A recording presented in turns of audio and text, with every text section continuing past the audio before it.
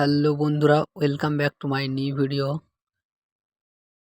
আজকে আঁকতে চলেছি আমার এক কলেজ ফ্রেন্ডের ছবি।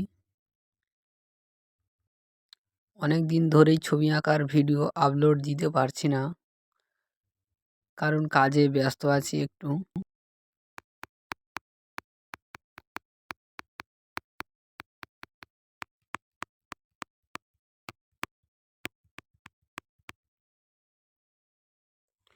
ভিডিওটি ভালো লাগলে লাইক, কমেন্ট, শেয়ার করে দিও।